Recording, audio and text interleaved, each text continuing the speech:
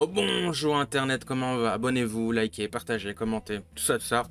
Une fois n'est pas coutume, je vais reprendre un élément qui fut discuté lors de l'interview de Michael Bieli.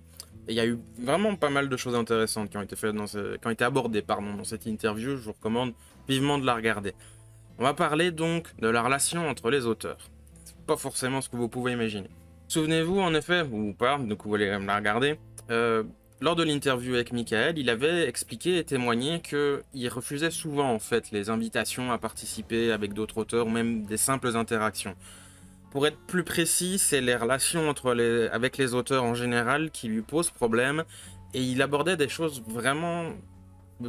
En tout cas, moi je me sentais un peu concerné, je me disais, mais oui, j'ai un peu la même chose. Et ce qui est vraiment intéressant là-dedans, c'est que ça va quand même sacrément à contre-courant de l'image générale que renvoient les auteurs, notamment en auto-édition, où on a rapidement cette image d'un groupe d'auteurs qui se tapent sur l'épaule et qui s'entraident, qui sont en mode allez ouais copains, on est en équipe et tout. Et si vous fréquentez ou connaissez un petit peu le monde des auteurs indépendants, osez me dire que vous n'avez jamais ressenti ça ou que vous avez eu cette image. Vraiment, c'est inévitable. Donc oui, alors on a d'un côté cette vision très communautaire, hippie, peace and love, etc. des auteurs qui s'épaulent et s'entraident. Et de l'autre, donc il y a Michael qui fait un peu sa meilleure imitation du Schtroumpf-Rognon, que je trouve vraiment pas mal d'ailleurs. C'est une surprise. Moi, j'aime pas les surprises. Et rapidement, je me suis dit, oui, enfin, ça m'a un peu choqué au départ, et puis je me suis dit, mais oui, en fait, j'ai la même chose, je m'en rendais pas compte. Et ça fait quelques temps que je voulais traiter ce sujet. J'ai eu le temps de réfléchir quand même à la chose, et en gros, ce que j'ai compris et analysé, synthétisé, etc., c'est que vous êtes dans une maison d'édition, parce que c'est l'image classique. Vous êtes un peu comme dans une équipe de foot ou une écurie de pilotes de course. Vous avez votre club, votre équipe, et vous vous soutenez entre vous. Et forcément, vous n'allez pas donner un coup de pouce à l'équipe adverse ou les adversaires. Je veux dire, si on reprend la métaphore du sport, vous n'allez pas marquer un but pour eux, ou vous arrêtez et dire non mais je vais attendre l'autre pilote, voilà, vous laissez passer devant, voilà, prendre un peu d'avance. Non, c'est pas comme ça que ça marche. C'est peut-être un peu fort de café comme métaphore, mais en fait non, c'est parfaitement logique. L'auto-édition donc veut reprendre ce principe d'entraide qu'on a dans une même équipe, une même écurie, une même maison d'édition, prenez le groupe que vous voulez, je m'en fous, et l'appliquer de façon générale à tous les auteurs qui ne sont donc pas dans des maisons d'édition.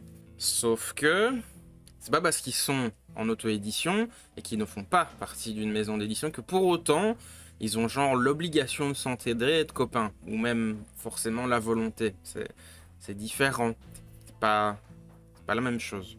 Et puis de toute façon, même dans une maison d'édition, voilà, on est dans la même équipe et tout ça, ça signifie pas que tout est rose et qu'on s'adore. Non, il y a des embrouilles aussi, comme partout. Puis vraiment, voilà, c'est humain de pas être capable de s'entendre avec tout le monde. Ça signifie pas forcément qu'il faut sauter à la gorge, hein, évidemment. Mais faut être un minimum professionnel, cordial, etc. Et c'est pas la même chose qu'être copain. C'est pas du tout le même principe. J'ai mis du temps à la comprendre celle-là, mais enfin, ça rentrait. Et même si on est professionnel et même si on est dans la même équipe, ça signifie pas qu'on est obligatoirement joué à l'idée de faire tout ça, de faire des relations, etc. C'est un business, c'est un travail. Aussi moche que cette métaphore soit, le but de tout business, n'importe lequel, hein, artistique ou pas, ce principe, c'est de prendre votre fric, ou en tout cas le fric des autres.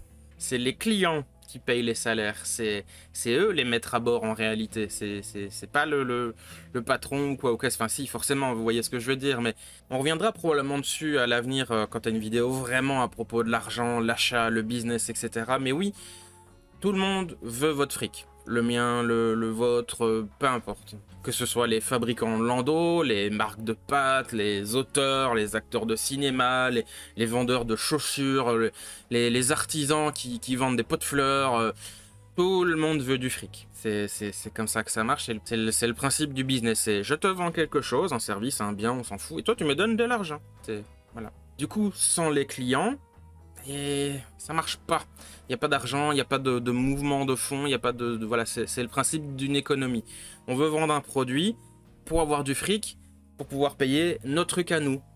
Du coup, en fait, tous les auteurs, même ceux qui sont dans notre maison d'édition, parce que souvent une maison d'édition, elle a une ligne éditoriale, etc. Donc il y a des auteurs qui sont similaires, qui jouent sur la même corde, etc. On se bat pour la même chose. Votre portefeuille. On est des concurrents. déjà rien que ça, bah, ça met les choses à plat. Et si en plus on est dans une même niche qui est pas très répandue, qui est pas mainstream, etc., bah, on essaye de se séparer déjà une toute petite part du gâteau. Et ce simple fait va contribuer à créer un climat où l'ego de chacun va être mis à l'épreuve. Du style, oh, j'y crois pas, machin, il a réussi à vendre X exemplaires alors que c'est trop pourri. Ou un autre, sérieux, c'est abusé, Gérard, il est parvenu à publier un livre encore, tiens, ce trou du cul, comment on peut acheter un bouquin chez un connard comme lui, si seulement les gens savaient. Enfin, ça va. Il n'y a pas de limite, il n'y a pas de limite. Donc, ouais, vous voyez où je veux en venir, en tout cas, j'espère. Le monde de la littérature étant pas très différent de n'importe quel autre milieu, ça arrive donc aussi qu'on essaye des trucs pour se faire un peu plus connaître, comme se donner des coups de pouce à chacun, faire un système de je te gratte le dos, tu grattes le mien. Comme moi par exemple je peux faire avec les interviews par exemple, car je ne cache pas que ça aide à me créer un petit réseau, à connaître des gens, rentrer en contact avec X et Y, au-delà de l'expérience intrinsèque de l'interview que moi j'aime énormément. Enfin, en tout cas, le format interview, podcast, etc. Avoir des gens qui discutent, etc. Moi, j'adore ça. Mais dans les littératures, quand on fait des échanges de bons services comme ça, c'est un petit peu plus souvent sous forme notamment de chroniques, voilà, ou écrire un truc ensemble, ou des choses comme ça. Par exemple, on va dire, tu chroniques mon bouquin, je chronique le tien, on se fout 5 étoiles sur Amazon, et tu pourras peut-être parler de moi, machin, tout ça. Tu me mets en contact avec Bidule, enfin... C'est comme ça que ça se passe. Michael expliquait que ce truc c'était super fréquent et ben, très souvent aussi un petit peu problématique. Moi j'ai pas eu la chance d'aller jusqu'à vivre ces choses-là. Enfin, une fois j'ai eu avec un autre auteur avec qui j'avais essayé un truc comme ça d'échange de chroniques et bah, c'est moi en fait qui avait un peu foutu la merde et j'ai pas pu chroniquer le bouquin parce que bah, ça me plaisait pas trop et lui avait chroniqué le mien. C'était Chris Red si je ne m'abuse, donc encore désolé si tu passes par là, hein, je te l'ai déjà dit, je répète, hein, j'aurais pas dû parce que en fait c'est pas très sympa. Fort heureusement il est compris, il a compris, voilà, c'est quelqu'un de sympa et tout, ça va pas te poser de problème. Mais vous pouvez voir en tout cas, ou en tout cas saisir où et comment ça peut déjà foutre la merde ce genre de choses. Et il y en a forcément qui vont abuser ou y aller comme des gros bœufs et avoir aucune considération pour autrui.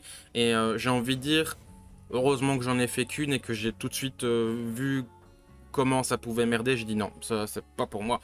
Donc ouais. Et de ce que j'ai compris et vu et entendu de la part d'autres personnes, notamment même des chroniqueurs entre eux, ils font ça aussi, c'est un peu comme faire un chantage et forcer l'amitié et la bonté de l'autre, genre ah toi t'es pas un connard, hein, toi tu vas me rendre service, c'est que t'es gentil, hein. Du coup non, c'est pas cool. Et le truc un petit peu pervers, c'est que si tu n'entres pas dans cette dynamique là, tu peux facilement être tagué comme un connard égoïste, antipathique et compagnie, etc. Un peu comme si...